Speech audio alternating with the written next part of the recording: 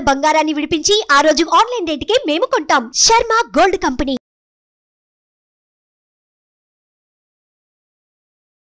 Hi, welcome to our channel. ఈరోజు మనతో పాటు ఉన్నారు జ్యోతిష్య, ఆగమ, వాస్తు, పురాణ పండితులు బ్రహ్మశ్రీ క్రొత్తపల్లి సురేష్ శర్మ గారు. నమస్కారం గురువు గారు. ఆయుష్మాన్ నాయన. ఓకే. ఫిబ్రవరిలో మేషరాశి వారికి ఎలా ఉండబోతుంది అంటారు? మీకు జనరల్గా డివోషనల్ చేస్తుంటారు కదా. అవును. సో డివోషనల్ చేసే వాళ్ళకి ఆటోమేటిక్గా ఒక నెలలో, అంటే ఇప్పుడు జనవరిని ఏ పండుగల ఫెస్టివల్ అనగానే సంక్రాంతి అండి గురువుగారు అంటారు. అలాగే ఫిబ్రవరి అంటే ఏ పండుగ ముఖ్యం అంటే మీకు ఆటోమేటిక్గా తెలియకుండా మీకు తెలియకుండా ఉండదు నేను చెప్తున్నారు. రథసప్తమి సూర్యుడికి చాలా ముఖ్యం అంటారు. ఈ మేషరాశి 1వ తారీఖున మొట్టమొదట సూర్యోదయ లగ్నమే మనకి మకర లగ్నం. ఓకే. సో మకర లగ్నంలో సూర్యుడు ఉన్నాడండి. సో మేషరాశి గురించి మీరు అడుగుతున్నారు కాబట్టి మనకి ఫిబ్రవరిలో వచ్చేది ఏంటి అంటే ప్రధాన పండుగ రథసప్తమి, సూర్యుడికి సంబంధించి. అవును.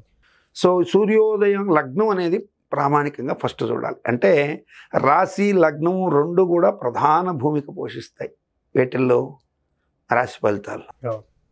లగ్నము శరీరం అయితే, రాశి శరీరం అయితే లగ్నం ఆత్మ. అంటే మీన్స్ తల్లి చంద్రుడు 12 రాసుల్లో తిరుగుతుంటాడు. నెలంతా చంద్రుడు తిరుగుతుంటాడు. సూర్యుడు మాత్రం నెలకొక్కసారి ఒక్కొక్క రాశిలో వెళ్తుంటాడు. యూజువల్గా మనం కుటుంబం పరంగా కూడా చూసినప్పుడు దీనికి సూర్యచంద్రులు మాతాపితృలు అంటారు. కాబట్టి జాతీయ భాషలో కూడా పితృకారకుడు సూర్యుడు, మాతృకారకుడు చంద్రుడు అని చెప్తుంటారు. సో ఇప్పుడు మనకి సూర్యుడితో లగ్నం ప్రారంభమైంది. అంటే మకర లగ్నం ఫిబ్రవరిలో మకర లగ్నం ప్రారంభమైంది. మేషరాశికి మేషం, వృషభం, మిథునం, కర్కాటకం, సింహం 5వ ఇల్లు సూర్యుడిది. 10వ ఇంట్లో శత్రుగతుడుగా ఉన్నాడు.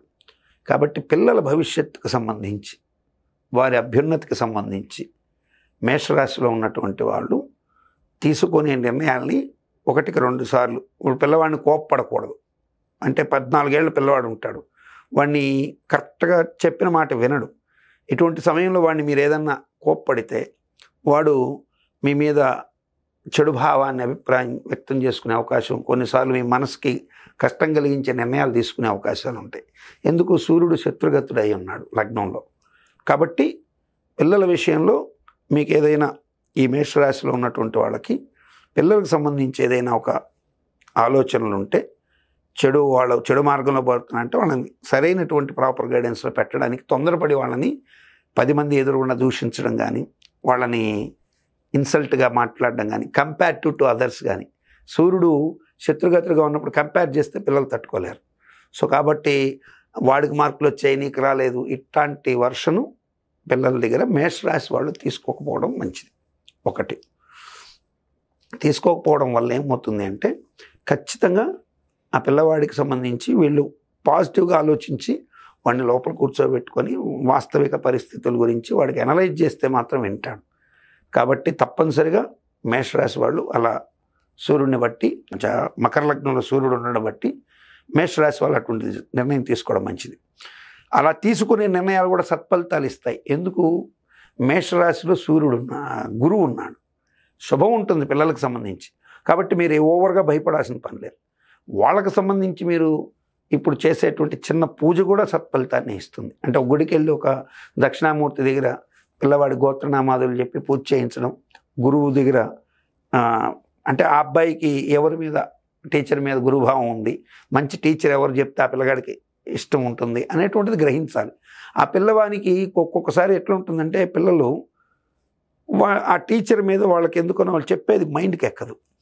మనం వాళ్ళని కూర్చొని జాగ్రత్తగా అసలు నీకు టీచర్తో ప్రాబ్లం ఉందా లేకపోతే నీలో ప్రాబ్లం ఉందా అనేది మనం అడిగితే, నాకు ఆ టీచర్ చెప్పేది అర్థం కావటం లేదని నాతో కొన్ని 100 మంది పిల్లలు చెప్పారు. ఆ తర్వాత ఆ టీచర్ని మార్పించి వేరే టీచర్ని పెట్టించాం. అక్కడ గురువును అవమానించడం కాదు, కానీ కొంతమంది గురువులు ఏంటంటే జనరల్గా అందరికీ ఒక విధానంలో ఉంటారు. వాళ్ళు టక్టగా ఏదో చెప్పుకుంటూ వెళ్ళిపోతుంటారు. పాప మీ పిల్లలు కన్ఫ్యూజ్ అయిపోయి అడగడానికి వాళ్ళ సీరియస్ మోడు, వాళ్ళు చెప్పే మోడు చూసి భయపడిపోయి అడగను కూడా అడగరు. కాబట్టి అటువంటి ప్రయత్నం తల్లిదండ్రులు పిల్లలకు సంబంధించి చేయడం ఉత్తమం. ఆర్థిక విషయాలకు సంబంధించి ఈ యొక్క రాశికి శుక్రుడు ఏదైతే ధనాధిపతి, భార్య స్థానాధిపతి, కళత్ర స్థానాధిపతి శుక్రుడు, ఆ శుక్రుడు వచ్చేసి రాజ్యస్థా 9వ ఇంట్లో భాగ్యస్థానంలో కుజుడితోనూ, అట్లాగే బుధుడితోనూ కలిసి ఉన్నారు. కాబట్టి కొంతమేర రుణ ఒత్తిడి ఉన్న ధనం కొంత ప్రాప్తించే అవకాశాలు ఉంటాయి. కాబట్టి డబ్బుల గురించి రావటం లేదని ఆ డబ్బులు వ్యాపారాలు ఏమైపోతాయోనో టెన్షన్ అవసరం లేదు. ఖచ్చితంగా ధనం విషయంలో మంచి జరిగే అవకాశం ఉంటుంది. పిల్లలకు సంబంధించి అష్టమాధిపతి కూడా మనకి చూసినప్పుడు కుజుడే కాబట్టి తీవ్రమైన నిర్ణయాలు తండ్రి తీసుకోకూడదు. పిల్లలకు సంబంధించి వాళ్ళ భవిష్యత్తుకు సంబంధించి కూడా తీసుకోకూడదు. ఇక భార్యాభర్తల మధ్య సంబంధ బాంధవ్యాల విషయంలో చిన్న చిన్న పొరపొచ్చాలు వచ్చే అవకాశాలు ఉంటాయి. దాన్ని జాగ్రత్త చేసుకోవాలి. అట్లాగే సోదరి వర్గాలతో మైత్రి బాగుంటుంది. తర్వాత వాహన ముద్రాధికార స్థానాధిపతి చంద్రుడు 7వ ఇంట్లో ఉన్నాడు, కేంద్రంలో శుభం. సో కాబట్టి ఫిబ్రవరి నెలలో వీరికి ఏ గ్రహం ఎక్కడి నుంచి ఆ చంద్రుడు మొదలైనాడో అక్కడే వచ్చి ఆగుతున్నాడు. కాబట్టి ఈ నెలలో చిన్న చిన్న ఏదైనా భార్యాభర్తల మధ్య చిన్న చిన్న సమస్యలు వచ్చినా సర్దుకుపోతాయి. కానీ రాజ్యస్థానంలో మీకు సూర్యుడు ఉద్యోగ మూలకంగా మంచి చేసే అవకాశాలు ఉంటాయి. ప్రభుత్వ ఉద్యోగులకు మేలు చేసే అవకాశం ఉంటుంది. కొంచెం జాగ్రత్తగా కనుక వాళ్ళు ఆ సరైనటువంటి టైం అవి పెట్టుకొని మెన్షన్ చేసుకుని వెళ్ళి వాళ్ళ ప్రమోషన్కి సంబంధించి అరియర్స్కి సంబంధించి కానీ ప్రయత్నాలు చేస్తే మంచి జరిగే అవకాశం ఉంటుంది. నూతన పదవి ఉద్యోగ ప్రయత్నాలు చేసే వాళ్ళకు కూడా యోగంగా ఉంటుంది. విదేశీ ఉద్యోగాల కోసం ప్రాప్తించే వాళ్ళకు కూడా వ్యయంలో రాహు ఉండడం చేత పాపగ్రహం వ్యయంలో ఉంటే గురువు ఆ వ్యయాధిపతి కూడా గురువే కాబట్టి మంచి యోగాన్ని ఇవ్వచ్చు. కానీ కొన్ని విలువైనటువంటి వస్తువులని, ధనముని, అట్లాగే బంగారం లాంటివి తీసుకొని వెళ్ళేది మాత్రం దూర ప్రాంతాలకి ఖచ్చితంగా అవాయిడ్ చేయాల్సి ఉంటుంది. ఇతరులను నమ్మి ఆ ధనాన్ని వాళ్ళకి అప్పగించి మళ్ళీ తీసుకుందామని కొంతమంది ఏంటంటే వీళ్ళ ఇంట్లోంచి దొంగలు పడతారని లాకర్లో పెట్టే టైం లేనప్పుడు పక్కింటి వాళ్ళకి ఇచ్చి భద్రపరిచి పెట్టండి, చాలా ఏళ్ళ నుంచి మన ఇంటి పక్కనే ఉంటారు అనుకొని ఇచ్చి వెళ్తారు. పాపం తిరిగి వచ్చిన తర్వాత అసలు మాకెక్కడ ఇచ్చావని అనొచ్చు, లేదా అసలు బిచాణం ఎత్తేయచ్చు. కాబట్టి ఇతరులను నమ్మి అటువంటి ప్రయత్నాలు చేయకూడదు. ఈవెన్ దో మనకి బాగా రిలేటెడ్ ఉన్న దగ్గర కూడా నన్ను అడిగితే తప్పు. దాన్ని వీలైనంత వరకు లాకర్లో పెట్టుకొని ఉండే ప్రయత్నం ఈ నెలలో చేయడం మంచిది. ఇంట్లో దొంగతనాలు జరిగే అవకాశాలు కూడా ఉండొచ్చు. కాబట్టి విలువైనటువంటి వస్తువులు, పత్రాలు కానీ ఇవన్నీ జాగ్రత్త పరచుకోవాల్సిన అవసరం అయితే ఉంటుంది.